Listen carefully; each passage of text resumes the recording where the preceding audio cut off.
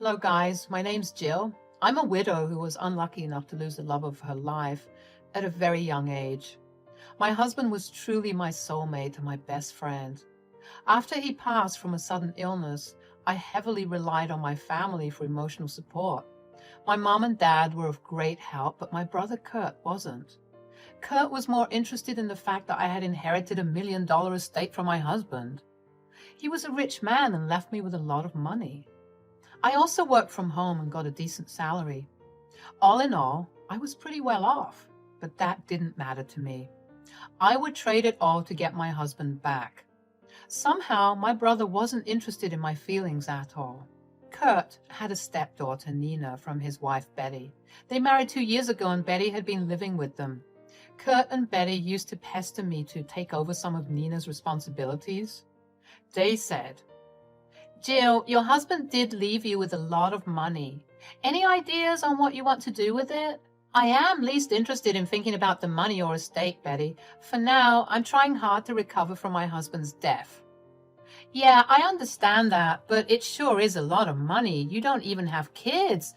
You should be using it on someone important." "What do you mean, Betty? And why are you so concerned about my money?" "Relax, Jill. I was just having a discussion. You know, you have some family members who could really use some help. Nina has taken a liking to you. You should maybe spend some more time with her." "Yeah, since you don't have a child of your own, it will help you experience a little bit of motherhood. You'll be a great aunt to Nina. Think about it. Why don't I drop her off at your place when you're free?" I was really surprised by what Kurt and Betty were trying to tell me. Even our parents were ashamed of them. They scolded Kurt and Betty for making such weird plans. To be honest, I was extremely mad at my brother for thinking about taking advantage of me when I was still dealing with my husband's death. Plus, I didn't even know Nina that well for them to assume I would take her responsibility. Days passed, but Kurt and Betty never stopped trying to put Nina's responsibility on me. They often asked for money and told me how I should be helping them out more since I don't have children to spend on. I was getting really tired of their behavior. One day, I got so pissed that I told them off. I said, "You need to stop trying to pass on your child to me. Yes, I don't have children, but I am not entitled to taking care of your child." "How can you be so mean, Jill? Nina is your niece, so she is already your family. You should not talk about her that way." "Yes, exactly, Betty. She is my niece and not my child. It's not my responsibility to take care of her. It's yours and Kurt's." "Come on, Jill. You literally have so much money. Why can't you just take some of Nina's responsibilities? We can leave you at your house so that you can feel like her mother." "Listen to me, you two. I am not and never will be Nina's parent. And you two are not entitled to my money just because you have kids. I am not responsible for your parental duties towards your own kids. So don't even bother pressuring me into this." I scolded Betty and Kurt a lot that day, so they went quiet for a while. They also knew that the family was not very pleased with their behavior either. That's why things had been peaceful for some time. That was until Kurt gave us some shocking news. One morning, Kurt told us that Betty had gone missing. Apparently, she was having a mental health crisis and ran off somewhere. Kurt claimed to have informed the cops, and they are now looking for Betty. I was very surprised to hear this news. Betty seemed fine to me, so I didn't know what caused her to snap all of a sudden. Anyway, days passed and there was no sign of Betty. Kurt was taking a lot of help from family to take care of Nina, who was still with him. The poor girl was crying and asking for her mother, so the family took turns being with her. She was on summer break and needed a babysitter at all times when Kurt left for work. After managing for a few days, Kurt came to me with a request. He said, "Jill, I was hoping you would help me take care of Nina. She's very young and needs a mother figure right now. I don't know when we can get hold of Betty. Nina has been crying for her mom, and I hate to leave her with a babysitter all day. Can you help me out a bit?" "Sure, Kurt. My heart breaks for poor Nina. God knows where her mom is right now. I can't believe she would abandon her daughter like this. Still, I hope whatever mental health crisis she's dealing with right now gets resolved. That poor girl needs her mother. Until then, I can take care of her. Great then. I'll drop her off whenever I'm at work. She is a good kid and won't disturb you much. I'll collect her back from your house after I leave work. Thank you so much for your help, Jill. Kurt's sudden enthusiasm kind of threw me off a bit.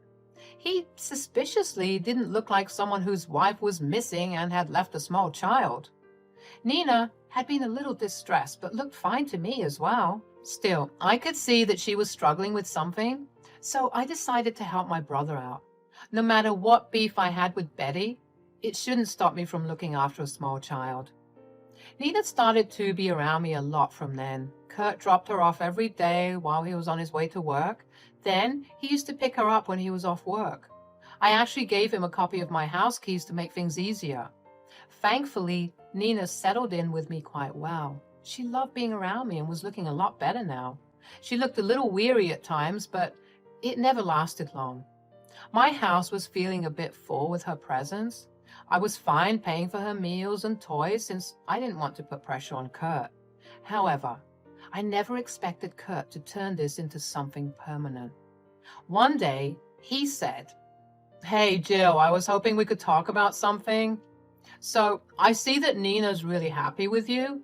When she goes home, she can't stop talking about how great her day was. She really loves you, Jill." I'm happy to know that, Kurt. She is a good child and doesn't give me any trouble. I wonder how a woman like Betty ended up having such a good kid like Nina. Must be because of her father. Who knows? Yeah, maybe she gets that from her dad. Anyway, so I have a few business trips coming up and we still are not close to finding Betty, so I was hoping Nina could be with you full time for now. What? You want me to take in Nina full time? Like you want her to stay here with me? Yes, Jill. Look, you stay alone and have plenty of room here. Nina loves it here and doesn't disturb you. I don't see how it can be a problem. I really need to concentrate on my work and look for Betty. Having Nina around is distracting and I don't have time to pay attention to her. Kurt, you can't just spring this on me. This is ridiculous. Your stepdaughter needs to stay with you. You can't just ship her off to me when things are tough. That's not being a good parent. I know that, Jill. I'm trying to do the best for Nina right now. Please, think about that poor child and keep her. It's only for a short time. Once I get my ducks in a row, I will take her back. You won't have to worry about her anymore. Kurt kept begging and pleading with me to let Nina stay with me. I was pretty annoyed with him, but needed to think about Nina. It was true that she seemed happier with me, but taking her in-house was a big responsibility, so I wasn't sure. Somehow, Kurt involved our parents and extended family who were also pressuring me to take Nina in. They felt bad for the child and for Kurt. After being under immense pressure, I agreed to take Nina in. Kurt seemed to be very happy with this outcome. Slowly, Nina moved into my house and stayed there permanently. I set up one of the spare rooms for her and even added new furniture to accommodate her. Plus, I bought her a lot of toys and clothes. She was happy to be around me and enjoyed being at the house. I was also growing close to her. Nina considered me as one of her parents. That's why it was easy for her to tell me the truth about Kurt and Betty. Yes, it was Nina who exposed the horrible secret of her family. One day, she said, "You are so nice, Aunt Jill. I love you a lot. Dad says that you love me as well." I do love you a lot, Nina. You are almost like my own child now. Do you like being here at my house? Yes, Jill. I love being here. Mom likes coming here too. She says that one day you'll give me the house and we can all stay here together. What? What do you mean, Nina? When did your mother talk to you about this? She tells me almost every day, Jill. She told me not to tell you, but I feel bad keeping secrets. Mom doesn't want you to know that she is here. Your mom has been visiting this house? But how, Nina? I don't understand. You gave Kurt a set of your keys. Mom said that Kurt gave her those keys so that she could come and see me. When does your mom visit you, Nina? I don't see her around when I come. She visits when you are out for groceries and shopping. She usually leaves before you come home. My head was spinning with all this information. I couldn't believe how badly my brother and his wife betrayed me. I had a hard time believing what I was hearing from Nina. Yes, it's true that I left Nina with my housekeeper when I went shopping, but I had no idea that Betty was sneaking in with the house keys when the housekeeper was busy with her work. And she somehow left before I returned. The sheer calculation that Kurt and Betty used to chalk out this plan was mind-blowing. I was truly in shock. I decided to get some more information from Nina. I said, "Nina, do you know why your mom is pretending to be missing? You know that she made everyone believe that she is not in the city." "Mom said that she needed to do this for us. She wants you to take me in and keep me as your child. She says that you're rich and will give me a good life because you don't have children. That's why she did this." How much of this does Kurt know, Nina? Is he helping your mom as well? I know Kurt wants me to take care of you. Believe me, I like having you around. I'm just curious, so I'm asking. Yeah, they told me not to tell you and pretend that Mom is not around. I love you, so I told you everything. I hope you're not mad at me. Oh, Nina, I'm not mad at you, dear. Thank you so much for sharing your secrets with me. It was very exciting to hear this. I wanted to get Kurt and beat the shit out of him. I felt used and manipulated. Those two imbeciles were using me to get my money. They played with my emotions and used their freaking child for their schemes. I was fuming. I didn't know Kurt and Betty could be so greedy that they would go this far. They lied to the entire family to make Nina my heir. They were pathetic and disgusting as parents. I didn't even want to call Kurt my brother anymore. But first, I needed to catch them red-handed. I informed my housekeeper about what was going on and told her to keep an eye on everything. She was embarrassed by the fact that someone had been sneaking in behind her back. I assured her that I wasn't mad because my freaking brother was the one who gave Betty the key. Together, along with Nina, we made a plan. I was going to end this game once and for all. The next day, I decided to go on a shopping trip. I left the house in a good mood and went off in my car. Then, I made 2 circles around the neighborhood before hopping right back into the house. My housekeeper gave me the green signal, and I marched inside straight into Nina's room. She was alone playing with her toys. I looked at her and raised my eyebrows. She nodded at me and pointed straight to the closet. I went to her closet and opened the door with a very serious face. Lo and behold, I found my dear sister-in-law, Betty, sitting inside the small space.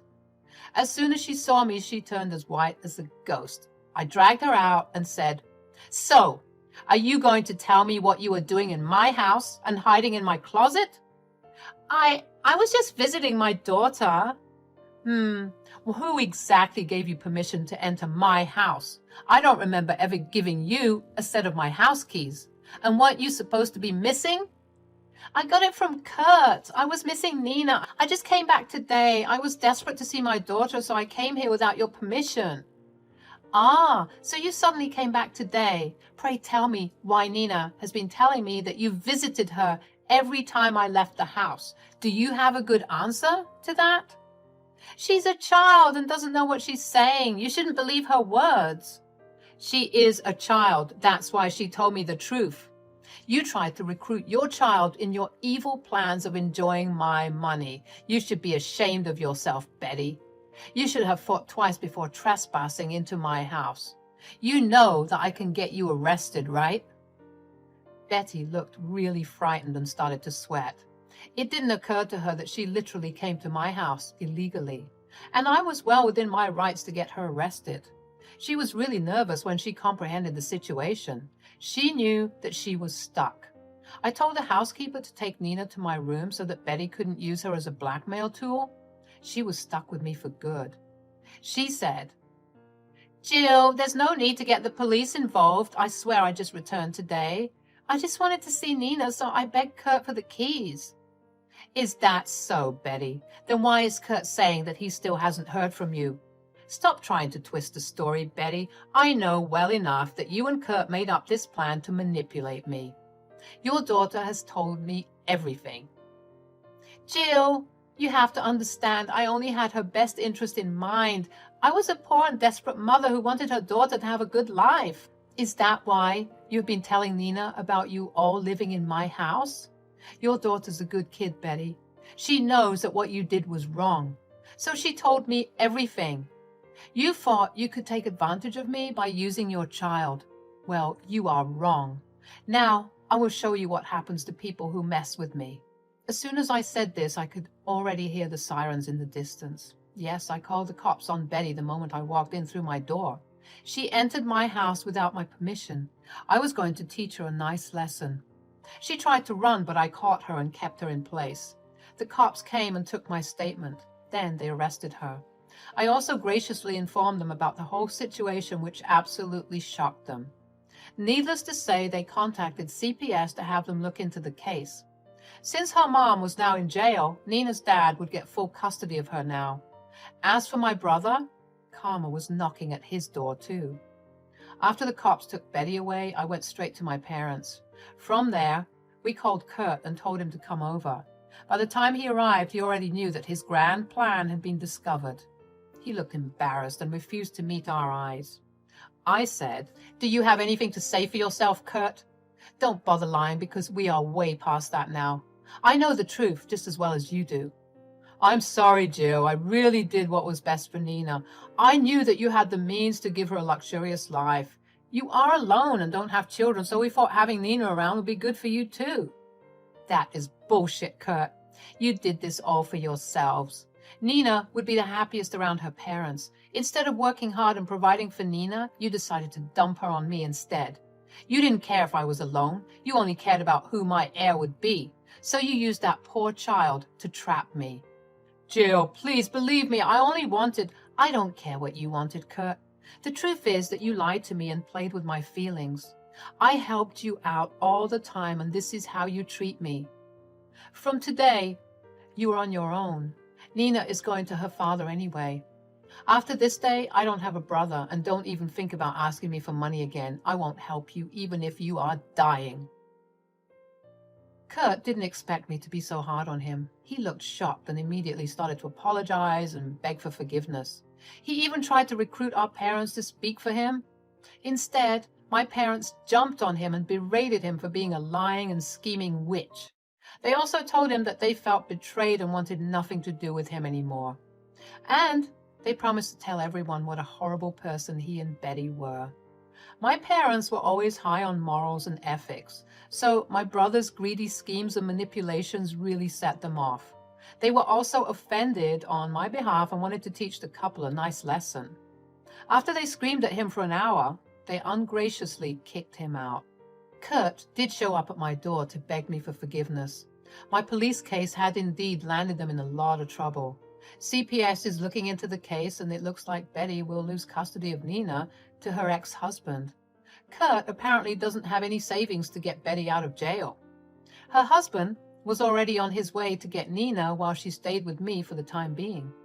I told Kurt that he and Betty deserved whatever was happening to them. Then I shut the door on their faces. From what I hear, no one is willing to support Kurt or Betty anymore.